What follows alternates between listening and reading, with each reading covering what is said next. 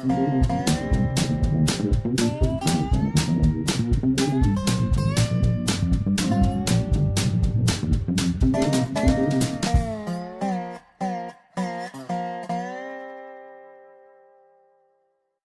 is Dave Monk, your Prairie Monk, WAFT Champaign 90.1 on your FM dial. And Dave on the board. And the date is? April the 30th, 2017. And we have a guest, Miriam Larson. And she's part of the Mean Lids group. And they opened a new CD yesterday. Yes, thanks for having me, Dave. At the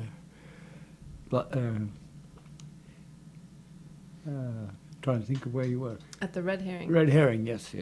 I should know it well since Bill Taylor has been there forever, and now Holly Curia is there, and her mother has a program here, and Holly's been on the Prairie. Yes, 2 programs, and she's on the board. Her mother, but daughter is Holly, and yes, it was very nice, and thank you. Let's. So, David, can you throw a little the first track on? Oh, sorry, is this it? Okay. What would you like the track? First track. This is the fun of live broadcast, and community radio is when nothing is pre-planned. Few things are pre-planned. So we have a new CD here that was released at the Red Herring last night, and Miriam, one of the 3 members of the band, Mean Lids, is here in the studio, and she gets to tell me, which track would you like to start with? We can start with the first one. It's called Waiting for Recovery. And here we go.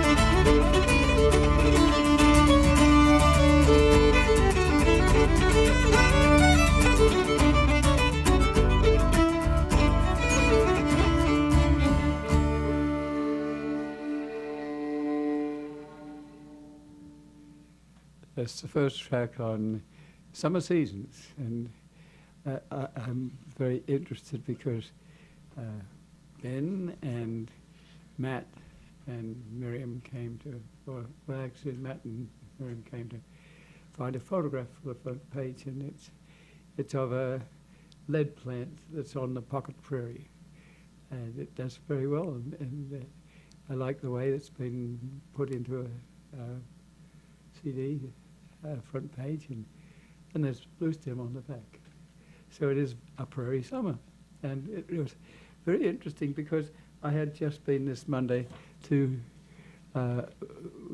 Rantoul, where you've been, and I wrote a script for a prairie trail, a linear trail from Key to Rantoul, and so I've been busy at that. But it's the same sort of atmosphere, and I've known Miriam for a long time. You know, I think from high school time, Yeah. with Tracy Satterthwaite as teacher, Yeah. and you processed seed for me, and then you did some things. I can remember you had an accident and you were walking I was awkwardly. on crutches because I got hit by a car. Yes, and so there was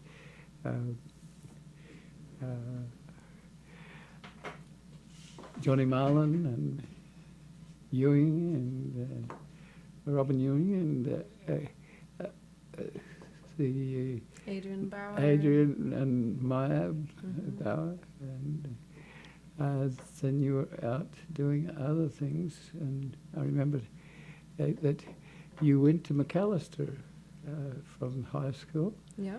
and so that's in Minnesota. Yep. And tell us a little bit about McAllister, because we don't know it, but I've been up there, and there are wonderful bicycle trails around, and we've had someone here who was a sculptor, and there's a sculpting farm somewhere there. But tell us a little bit about McAllister. It has perhaps a Scandinavian background. I'm not sure if it has a Scandinavian background. It's a liberal arts school that started as a Protestant school, I think, and then became secular in, I don't know, mid-century. It's in St. Paul, Minnesota, and yeah, it has a great benefit of being a student there is that you can take about half an hour walk down to the Mississippi River and back through Summit Avenue is quite a fancy thoroughfare, so you get to look at the big mansions as you walk down there, but it's Can you walk across the Mississippi at that stage? you can, but on the like, do you mean like, can you jump on it? Jump across it? No. No, it's quite wide. Mississippi gets to its headquarters, and Yeah. you can walk across them. You need to go No. quite a bit further north. You have to go up to Lake Itasca, where you can, and I have done this. My family are all up there, so I do this occasionally. We go to, not Brainerd, the town that's right near the Bemidji. And yes, at Lake Itasca, it's just a trickle that comes over the side, and they intentionally have designed it so that it's picturesque. They want it to look very nice. I have actually taken off my shoes, my sandals, and waded across the Mississippi River. Yes, but at Minneapolis St. Paul, it's quite a wide bridge that you can cross. So you studied music there? I studied music and American studies. I was pretty interested in the liberal arts school, and so I started out as American studies major and continued that. But then in my last year, I was like, well, I'll up my music minor to a music major and do a senior recital. So I decided to cap that off officially. But yeah, it was a real liberal arts education. Flute and also in piano, I think. Nope, just No? flute. Just flute. Hmm. And you were playing flute yesterday, but you're also singing. I sung, Did you do sang a voice little. at McAllister? Nope, I've always just sung for fun. Uh-huh. Okay. So there's three of you. You have done library science as a master's degree, Hmm. and as an archivist, you came to my place next door, and that was an exercise in how to archive and it's very difficult to archive my place. Yes, indeed. And and now you're teaching, but you're teaching as a librarian, which is different from teaching in the classroom. Right. And we're going through this thing at the moment with the school district, trying to infill a library, their high school, rather than go North Prospect and put it out of town. And so the school district has architects that are very interested in working with students and teachers also to provide a different sort of atmosphere of nooks and crannies and groups. And can you say something about your experience with library studies at Kenwood now and before that at Dr. Howard? Give us an idea of what a high school, or this is grade school, librarian does. Well, I have always been interested in teaching, in part because I really like being a student, but I didn't quite know what I wanted to teach. And I also, as an American Studies major in college, learned a lot about the complicated space of schools to replicate patterns of power and oppression. And so I was reluctant to jump right into the teaching profession, and found librarianship as an intriguing way to sort of combine some community organizing and some alternative education and sort of interest-driven learning as a space sort of in between. When I came here, there was an attempt to create an atmosphere where boys and girls did similar things. And the researchers found it almost impossible. The boys were all over in one corner punching each other, and the girls were doing something different. So how do you handle that? The boys and girls, yes. Gender in elementary school? Yes. Shoo! Well, it's not simple. I think gender is one of the most visible and sort of prominent things that kids experience and sort of talk about. And so I do try to talk about them with them. One of the things that comes up in the libraries is that kids will say to each other, well, no, that's a girl's book, or no, that's a boy's book. And I say, we don't have boys' books and girls' books here. They're for everyone. And I do try to do some talking about, we did an advertising unit very briefly this year and talked about TV advertising, and is this advertising to girls or boys, and why, and how do you know, and what kind of girl are they trying to say you should be? So we try to have conversations about it, but it's hard to fit in. I think I'd like to do it more. Okay. So do you are you media rather than book? And do you have to take children on field trips and things like that? I don't usually get to take kids on field trips, although sometimes I get to go along. And I sort of fluctuate in what I call myself, but I think I prefer librarian. Sometimes I call myself a library media specialist, and sometimes I call myself a media specialist, and sometimes I call myself a teacher librarian. I have gone to great schools with a Mac program, and it didn't fit a PC. So I know that the difficulties of doing media can be real. Yeah, I think it's important. I think, I'd like to see the way we think about libraries change. So sometimes inserting media specialist or media center, I think, helps people change their idea of what you might find in a library. And I think it's really important that we teach kids about how to receive media, how to watch media, and then be critical thinkers about it, including doing things like understanding who owns Macs and PCs and why they don't want to play together. But at the end of the day, we have a short amount of time with them, so we have to just get them started thinking. Oh, so you only have a 40-minute period or something? That's right. I see kids for 40 minutes once a week, and they come through. Oh. We do about a 20-minute lesson, and then they check out books. And so it really is a lot about books still, and I think you know, just like it's such a powerful thing for kids to get to choose a book that they are excited to read and take it with them and sort of learn a little bit about the responsibility of collectively owning this collection of print books. And then trying to drop in some things. Our library program does a morning video announcement, so we record video every day and have a team of kids who are learning about different roles in a video studio. So camera person, and we have anchors, and we have editors, and they learn a little bit about all those pieces of video making. So that's one way we sort of integrate the digital media Do you part. get to use your music there?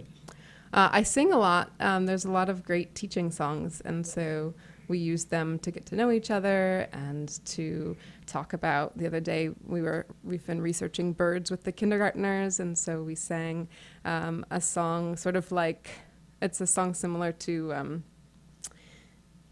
you put your hands in, you put your hands out, do a hokey pokey. Hokey pokey.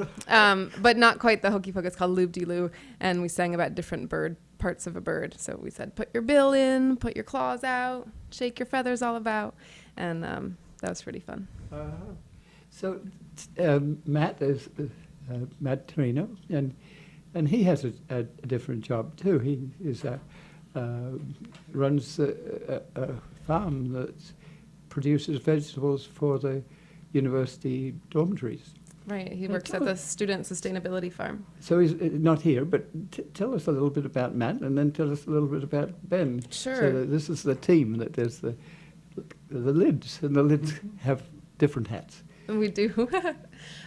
So Matt works at the Student Sustainable Farm, and they do a lot of work providing food for the dorms, like you said.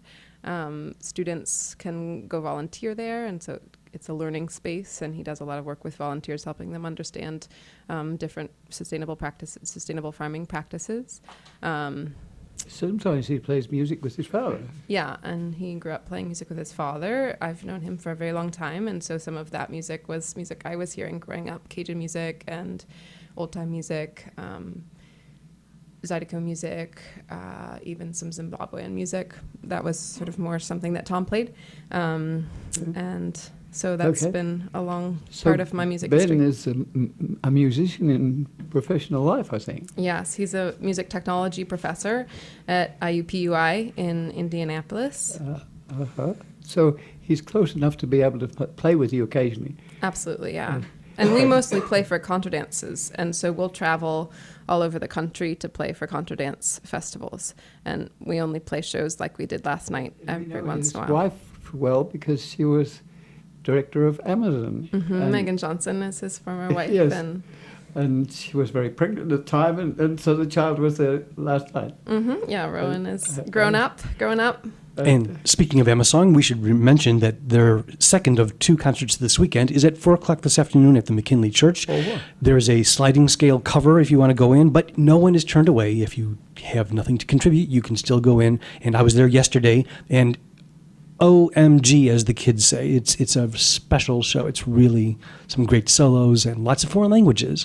Time again? Starts at 4 this afternoon. 4 this afternoon. The CCDC runs from 2 to 4. CCDC is a Champaign County Design and Conservation Foundation, and it's meeting at the I Hotel that is on St. Mary's Road and First Street. And it's an exchange of ideas about conservation. And so you're at the Red Herring, but you're usually with the Park District with contra dancing. Right. We the Mean Lids and other bands play for contra dances about every other Friday night. You can find the schedule at urbana-contra.org, and anyone can do it. You just have to be able to walk. Actually, not even that. If you naive, you can be there as a learner because there are periods where the learners can jump. But if you are expert, you can do 25 turns before. Right. In the time that I would do one. So yes, you have to be pretty smart on your feet to keep that going. Yeah, And but there's a exercise. caller, and so they tell you the moves. They teach the moves for each dance, and the dancers teach you also. Yeah, and So dancers help you out. It's very cooperative. Mm-hmm. And quite a few of those people end up at Weft in in time. So Right, yeah. Janet Calmer was there last night, and you were, Emerson, Christy? was there, and she's done one of the. Yeah, she wrote the Right. last track, Indiana Summer, is one Yes. of hers. Uh-huh. So we all meet to some extent at the Oregon Street meet. It's a vacant lot that somebody generously lets everyone use, and there can be up to 20 to 30, sometimes a lot of people coming in and out and enjoying each other's company. And that spills over into the co-op, and Maya was there as the artist. She has a degree in art, and Maya and Adrian have escaped to Chicago, and Yes. they have another life now. But Bill is still at Calyx, and you play at Calyx from time to time. It's track and- 2. Do you want to play music? Track 2 is Calyx. Is that a good one to? Sure. As I jump There's in just here. part of it because she has to go at once. Oh, at half fast? out. Okay, so since we're talking about the Mean Lids and Bill Taylor's Calyx space, track 2 that's already queued itself up here is called Calyx. And we'll be right back after this.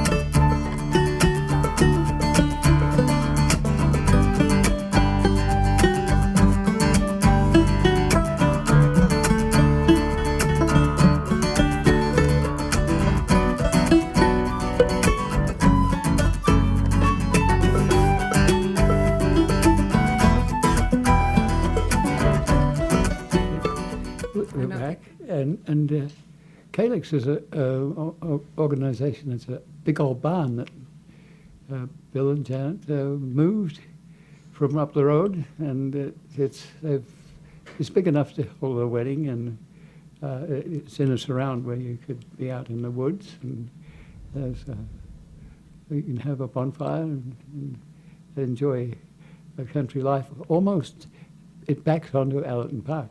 That's right. And we recorded our first CD there. Excuse me, our second CD there. So the second CD is called Calyx.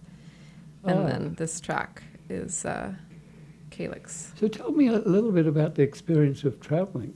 You all have different schedules. We do. You have to fit those in. Do you take 2 weeks off and go travel, or do you take a weekend and go do contra dancing here or there? When we were starting out, we did a couple of tours where we took a couple weeks, and we went and played different contra dances each night of the week. But at this point, we have busier work lives, and we also got lucky, and people liked our music, and so they'll hire us to come for weekend festivals. And so usually we just take off for the weekend, usually about once a month, and we've been everywhere from Washington, D.C. to Alaska to San Francisco. We're going to Phoenix, Arizona, and there are contra dance communities that welcome us in all of those places. So it's pretty special, and to get to play live music for enthusiastic dancers, it's really pretty wonderful. So Ben is a musician professionally. Tell us a little bit more about what he does. Well, he is a music technology professor. I'm not sure that I can summarize his work super well, but he's interested in different ways technology can make music, and also connect people from different places. He teaches classes on music for film and for video games, and teaches people how to use different tools that can write music. Yes, that's good. Just so we know that there's a team of you, and that you do go to places. And what happens if it takes off and you become famous for doing your music? Do you give up your job? Well, I don't know that we're that worried about it unless contra dancing becomes so mainstream. There's not that many bands across the country that do it full time. Yes, it has a real beat to it. You could dance, so you could see the people that last night were dancing, even though they weren't dancing. Yeah, but contra dance, it tends to be kind of a niche community of folks who really like live music, who really like folk music. It's a mixture of young and old people. There's usually not drinking happening, so sometimes that makes it less cool for some people, but really special for other people. And there's a lot in the Northeast, especially. There's a real center for contra dance there, where there'll be huge dances with 200, 300 people on a night. But yeah, there's only so many dances, so I'm not too worried that we'll... Are you in halls that have springs underneath them because everyone stamps at the same time? The floor has to Sometimes, go up. we have sprung floors. Those are pretty fun to dance on. Yes, professional dancers like sprung floors. Yeah, so do non-professional dancers. It's hard on the body. On the knees, because sometimes at these festivals you're dancing for 8 to 12 hours a day. Yes, say something about Indiana. You used to go to Indiana. Yeah, well, I still do. Every year in August we go. There's a contra dance weekend called Sugar Hill that happens. It's actually one of the reasons that the last track on our CD is called Indiana Summer, because we go to Indiana every summer for Sugar Hill contra dance weekend. It's at a Boy Scout camp, and there's a big wooden hall, and we dance usually starting at about 8 p.m. and sometimes go until 6 a.m. in the morning. There's a little stream alongside, and you sleep in... And a lake, yep, where we go swimming after we've been dancing, or in the afternoon, camp at night. It's pretty magical. Look at this top. It's all Yeah. time. There's other things you might want to say. Let people know what contra dancing is done here. It's in the Park District, in the old school that was on Springfield Avenue. Yeah, it's at the Phillips Recreation Center. It used to be the Thornburn School for those who are older. And older people do enjoy it too, but they get exercise and Yep. And also younger people. Yeah. You can't stumble around like too many elephants on top of little kids, but they can enjoy. Absolutely. And you enjoy the music, and it is a lot dependent on the caller. And we have one caller that was one of the founders of FWEFT, who comes every so often, and I forget his name at the moment, but good, I forget. But anyway, there's a relationship of similar people who are a little on the offbeat in terms of radio or right. dancing or what have you. Yeah. But thank you very much for coming. Well, thanks for having me. We know you. We know your brother is also a student at Uni High, and now is doing things He with. wasn't a Sierra. student at uni, but he's Not Uni. at Urbana. Urbana. Yeah. Mhm. You went to Urbana too. Yeah. And, Mhm. David was very interested and spent most of the time before the show started talking about mouth harp, which is apparently on track 12, Waterbound. So if you want, as you're about ready to leave, Sure. can you tell us just a little bit about, it's certainly different from playing the flute, and how you came to pick it up, and Sure. any other quick little things, because again, you need to dash. I know. Yeah. So I play flute mostly in this band, but also play a little bit of mouth harp, and sometimes we call it jaw harp, and sometimes we call it Jew's harp. And I understand that Jew's harp, at least one of the explanations that Wikipedia offers, is that it refers to juice, the word like orange juice, because in fact it sometimes encourages the saliva. Harmonica players also know this you- phenomenon. You Yes. use your mouth as a background. And your to- jaw is the resonating cavity. So you put this small metal piece onto your teeth and hit the tongue of the mouth harp, and it makes sort of a twanging sound. Yes. Yeah, I picked it up doing a puppet show actually in Minneapolis, St. Paul with Bare Bones Puppet Theater. Oh, that's another thing that you do is puppets. I do like puppets. You've done puppets with us at Vaudeville. Yeah. You and taught. with Rivers. You taught students that if you're waiting for things to happen on the internet, you jump up and down. You may not even remember this. Many years ago, I was waiting to do my own session at Folk and Rich Festival, and you were downstairs at the library. And at one point, one of your puppets needed to wait for something to come up on the screen. And while waiting, the puppet kind of hopped around. Maybe it's been so long that I'm completely wrong. But anyway, it was fun watching this little puppet. Oh, neat. And I didn't see your hand underneath it the whole time as it bopped around on the little stage. Anyway, so anything else on Jew's harp, mouth harp, before we actually play the song so that you can run off to your next engagement? I don't think so. Yeah, good I here? hope you enjoy it. This one's called Waterbound. It's a traditional old-time tune. So some of your tunes are traditional. The first two you heard are originals, and this one is a traditional one. And you write a little bit about your life history, each one, and In the CD, yeah. and whom manufactured what, That's right. and authored. Yeah. Yeah. Well, thanks very much for coming. Thanks, Dave. And being interested in Prairie and putting Prairie on the cover. I see it's on the disc too. Yeah. So that just gets a little bit of information about Prairie, which is really an endangered species. Yeah. Well, we appreciate you for helping us learn about it. So, well, thank you, and we'll play this, and we may have you back for workfest sessions sometime. All right. Yeah, we'll have to try it out. Yes, I think it would be interesting. Yeah. So Dave has been talking with Miriam Larson, who is one of the 3 Mean Lids. They had their CD release party last night. Where can people get the disc? They can find it on CD Baby. Yay. Or on iTunes. It's on Spotify. It's on YouTube. If you want to just take a listen. And certainly if you want to write us an email and come hear us live, that's always fun too. And a website?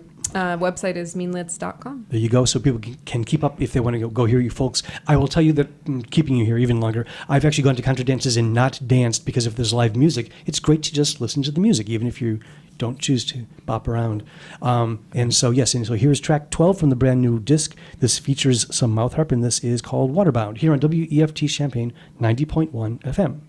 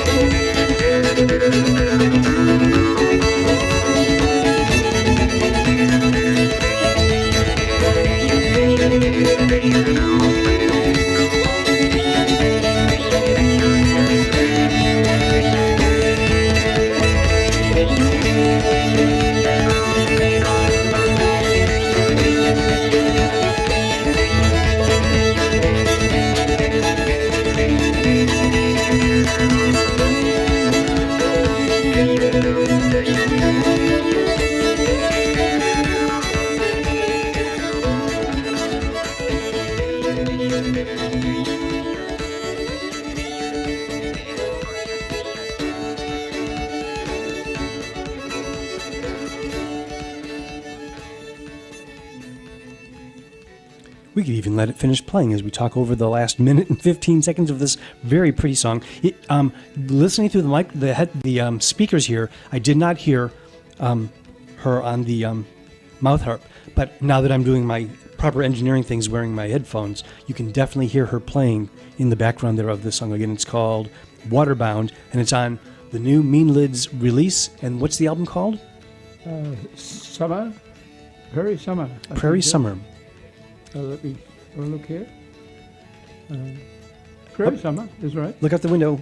She's waving. Since we're already talking on the air, she can't come back on and talk to us again. But yeah. Okay. So what's up next, David? I mentioned that I'd been in Rantoul. Ron Sleater comes regularly, and when the teasel starts to grow, we're near a cemetery. The cemetery is rather wonderful. It has a lot of history in it. Some of it is Chinook-based history, some of it is early settlement history. But it comes with dried arrangements, and one of the dried arrangements is a very interesting teasel plant. It's teasel is sort of a knobbly head that is good for teasing wool, so that's how it gets its name. But it is an aggressive plant and takes over the prairie. It takes over especially where things have been cultivated or disturbed. And it's almost impossible to cut it out. You almost, if you cut it, you allow it to grow more vociferously. It's like grandma taking off the early flowers of a marigold plant because that makes it spread and produce more flowers. Well, if you cut this creature, you more or less encourage it. So systemic spot-applicated herbicide, which is a glyphosate that gets into the roots, is a very, very important piece of our conservation ecology. That disappoints a lot of people because they would like to be without herbicide, but really there's not very much alternative in some of these plants that are tremendously aggressive. So if it's autumn olive, we'll paint the stump that we create by cutting the tree down. So again, it's one of those things where we try to not use very much herbicide, but we do work with it. And Ron comes from Decatur. He's a industrial chemist, retired, but he puts water in with Roundup and usually puts a dye in so that you can see where you have been. And while he photographed, while he sprayed, I photographed with video camera, per courtesy of Urbana Public Television. And my point of doing that was because there's a plot of land between the cemetery and our prairie that is rather interesting. The first 6 acres has been bought by the cemetery for an increase for future burials. Then there's about probably 10 or 15 acres that's between that cemetery plot, which has been planted to prairie, and that's very helpful. It's a rough, tough prairie, but a few broadleaves and mostly grasses. But it relates to what we do, and the cemetery people also help to do things like mattresses and the like that are dumped because they're not easy to get rid of, and they burn them and then take the springs away. Not totally good for us because the fire that leaves a place that is rather sterile, whereas a normal prairie fire just buzzes through and it doesn't really sterilize the soil. But the purpose of photographing is that with video especially, you can pan around and people can see the relationship of one plot to another. But I would really like to see, to try and buy that plot of land. It's not been farmed lately. It has a nice little stream that comes through our potpourri and forms a sort of swampland that could be a wetland restoration. And so I wanted to place that plot of land and that area generally in context of a rather longer trail. We have been aware for a long time that there is an old road to Egypt, which is like Cairo in southern Illinois. This used to be a muddy road. People used to put saplings down across it, so it's called a corduroy road. And if you didn't have the saplings there, you could get bogged, and you could spend at least 3 days getting to southern Illinois. So there is a railroad line. This was Illinois Central in its time, given money by the federal government to put in plats and towns and railroad. And so there's basically a elevated town every 5 miles, and there are farmers who bought land for $10 an acre. I happened to sit down in an eye clinic. I have a slight eye problem, and I was talking to the person next door. He comes from Pearson, which is down near Tolono, and he was telling me about draining the area. And so this little swampland that we have on farmland at Rantoul would simulate that sort of swampland that you would get at Flatville, which is almost impossible to develop until it was drained. And his grandfather, might be his great-grandfather, bought land for $10 an acre from Illinois Central. And they had horses, but horses were not very good at digging drains. So, and they had a problem, and the problem was that they got very upset about a fly. Well, I know about this fly because it had to do with horses, and it's a botfly in Australian terms, and I'm not sure what it is in American terms, but part of its life cycle, I think, is in the alimentary canal of horses. It might even be in other places too. It might be in the brains and things like that. The horses know it instinctively, and they get very, very fractious when a botfly is around. It's a big fly. And so as a result, horses were not as able with their hooves and with their awareness of the fly. So oxen were used. Sometimes they had a team of oxen, and grandfather who bought the farm had shoes for oxen. I'm not sure how good that was, because one of the advantages that oxen have is they have a cloven hoof, and that allows them to climb heights and to work with swampy land. But it must have been that the water was too much. To swampiness would lead to things like tinea that get into its foot rot. So that's probably why they had shoes.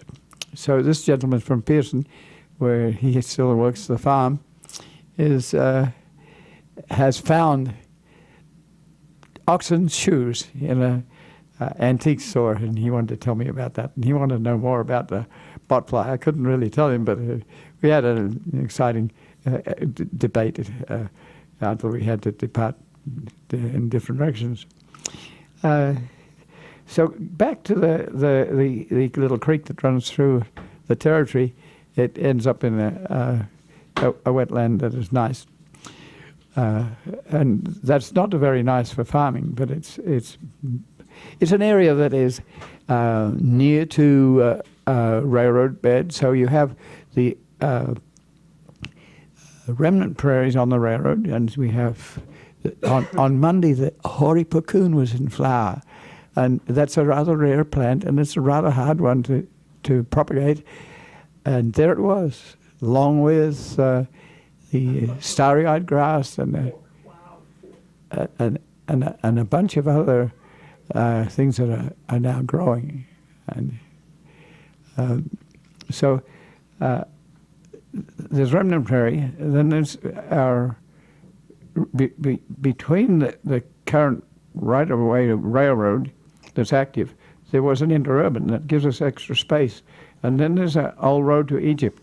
The road, the Highway 45, was put around the cemetery, so they didn't use that road. And for 10 miles, it goes to Paxton, and the old concrete road could be a trail. And so I came back from there, and I started to write a diatribe on that particular corridor. I would like to dream of inviting interested parties to get off 57 at Shabans. And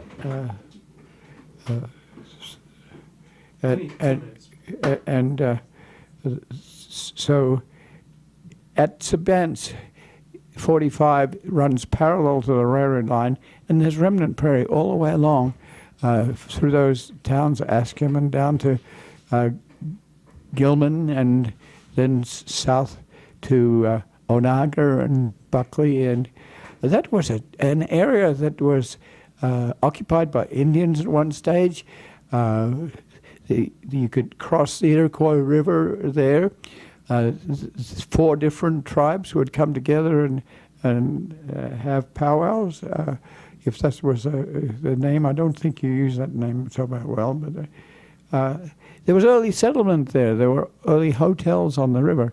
The river was used for access. If you didn't have a railroad, you had a river, and in spring, especially when the water was high, you could have a steamboat come upstream, and you could also have a rowboat or a canoe that would get when the water got shallow. The area was occupied by people who were mafioso in the era of limited use of alcohol, and so there were retreats there. And so we look at this corridor not just as the Route 45, but also as the other elements that are perhaps 5 or a few miles away from it. And it could be bicycle, because this is 45's traffic has been taken over by 57, so it's not got as much traffic on it. And so you could have a shared road and go off at an angle. There is a Le Rab, which is a Canadian French type site where French people were leaving Canada at the time. So there's ethnicity, and you go to Paxton, and there's a fair amount of Scandinavian people there. There were so as you come south, you also have an Iroquois conservation area, which was sand dunes, but it was also a hunting site. One of the British royalty would come there to hunt, and so the adjunct space is interesting. And we'd like to come south. You get to Loda, and Loda has a cemetery prairie because there was a big tract of land that was not occupied yet for burials, and the state eventually convinced the cemetery that they would buy additional land for burials, and the cemetery prairie has been preserved.